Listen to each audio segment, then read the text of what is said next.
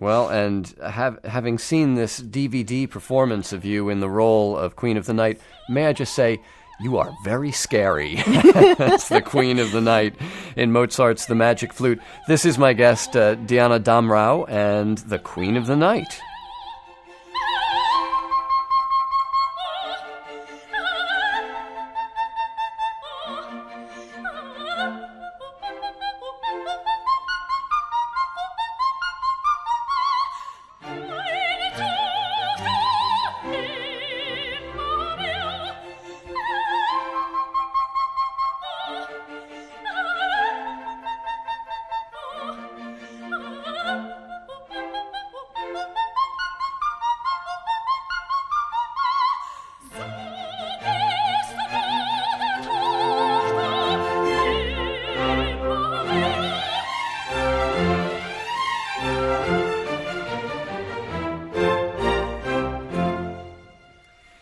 That is one of the more memorable moments from Mozart's opera Die Zauberflöte, The Magic Flute, and in the role of the Queen of the Night is my guest, Diana, or Diana Damrau.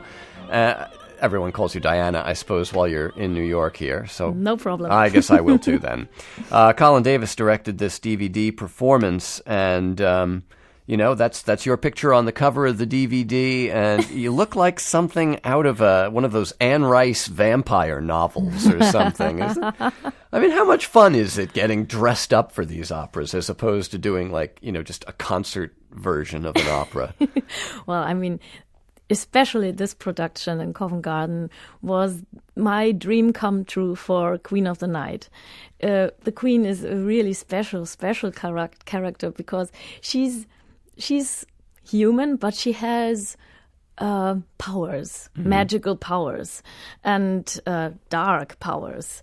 And she's scary, but she's beautiful, and she's well, and she's really dangerous.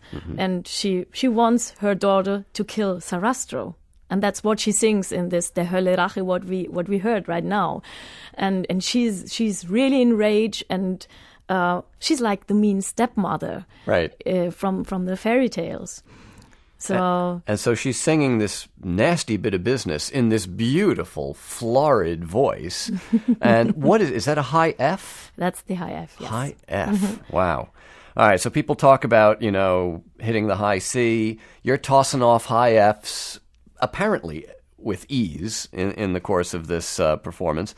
What happens? I mean, you talked about singers have to be in touch with their bodies. What about as your career moves on, your voice changes, the body changes? Do you stop being a coloratura at some point? Is there a risk that the voice will just give out from singing so high, so long? Well, I think every singer and every voice, everybody is different. And well, I found out my voice has a lyrical, capacity. So there's a whole other repertoire you could do. And that it'll it's sure that it'll change one day to have more lower and middle range, and that I'm the really high the height is still there, but it's not that easy anymore, and it won't be so good to really keep on doing that. So I'm going to sing my last Queen of the Night next year. Mozart's year in the 250th anniversary of Mozart's. Yes. In Salzburg at the Salzburg Festspiele, and then in Munich in December, and then I stopped this role.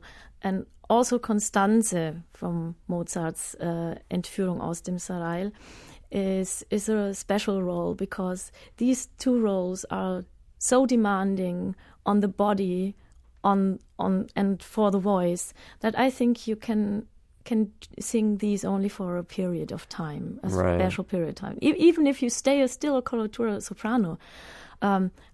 Gruberova, for instance, the big star, big idol, wonderful singer, and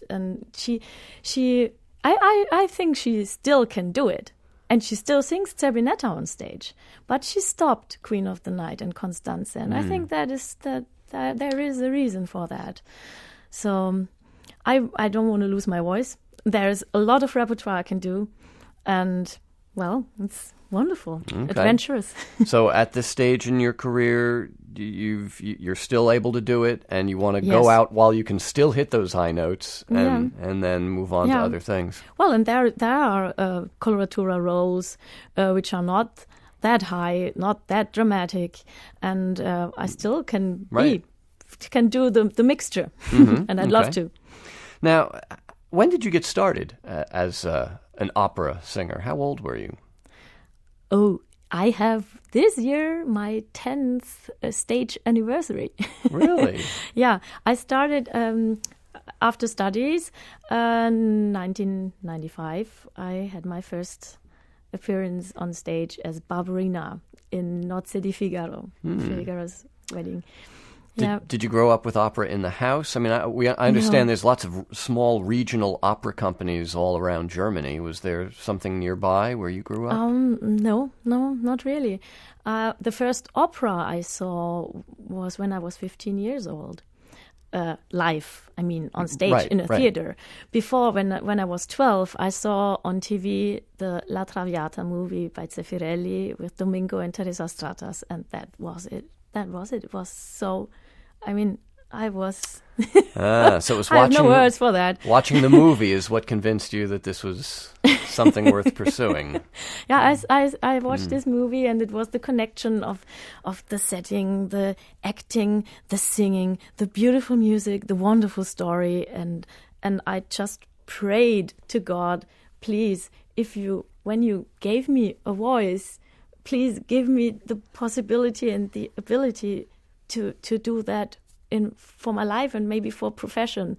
That was a big wish. Well, there are lots of things who have to come together to be an opera singer, and then when you're on your way with a career, that you really you have to enjoy traveling.